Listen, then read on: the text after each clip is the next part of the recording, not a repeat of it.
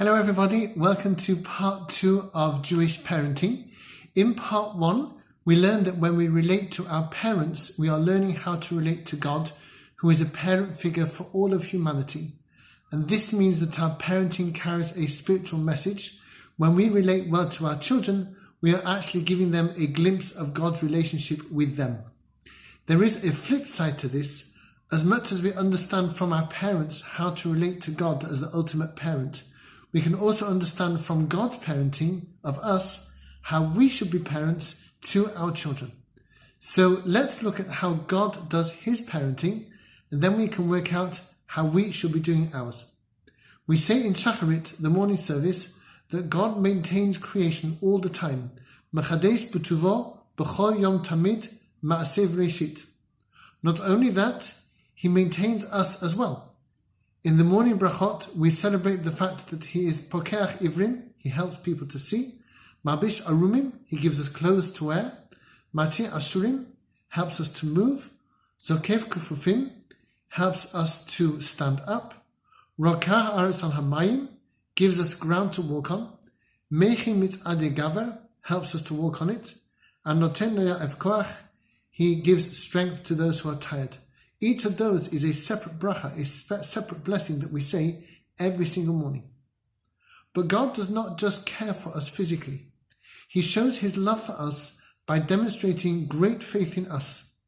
We know this because every morning our first words are a prayer celebrating not our faith in God, but God's faith in us. Modeh ani lefanecha, I give thanks before you, Melech chai v'kayam, living and enduring King, because you have returned to me my soul with great mercy. Rabba emunatecha, your faith is very great. This is not about our faith in God, but about his faith in us. The gift of another day shows that God trusts us to use that day well.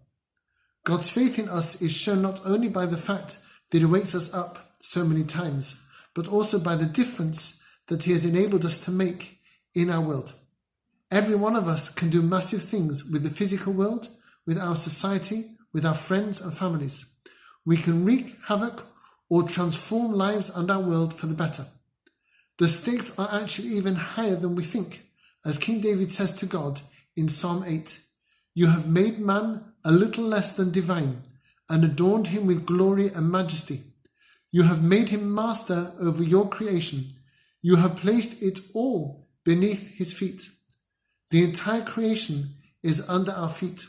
We can perfect or ruin the entire universe when we do good or bad within it. And God lets us make this choice every day, every minute. God does not expect us to chart our own path through life.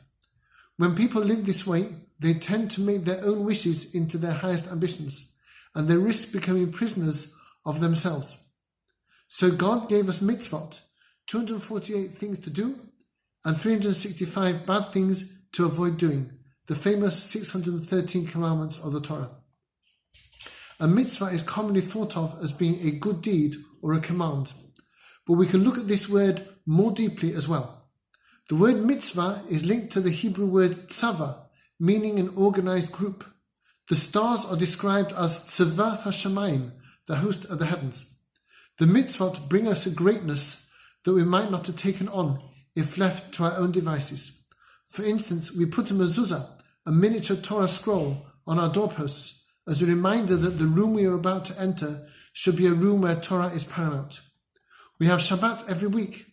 We withdraw from creative engagement with the world, remembering that God is in charge of everything and that despite how our society looks, rich and poor are equal before him. There is such beauty and holiness in every mitzvah. A mitzvah places us in God's tzava, turns us into a shining star in his heaven, following our allotted course like a star, and blazing with the goodness that gives vision and direction to others. Through mitzvot, we realize our own humanity in a way we would never have thought possible. We break free of our low desires and become a little less than the divine. Thus, God empowers us not only physically, intellectually, and emotionally, but spiritually as well. Now With this portrait of God's parenting, we can create our own portrait of Jewish parenting. Firstly, God cares for us. He gives us our needs wordlessly and entirely, day by day, minute by minute. The care is free, massive, intricate, and uncomplaining. So it is too that Jewish parents need to care for their children day by day, looking out for their needs and meeting them in a generous, loving, and selfless way, without complaint, without grudge. We repay to our children the patient daily care that God shows us. Secondly, God trusts in us.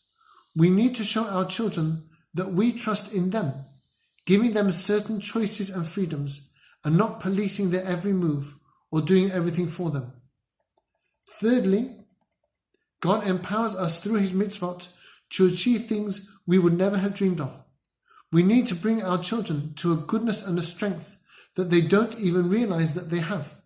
And we do that through teaching the Torah to our children, showing them the Jewish way of life and educating them about it. Now that we have established the ideals of Jewish parenting, we need to think about how to make them happen in real life. We will see how to do that in part 3. Thank you for listening.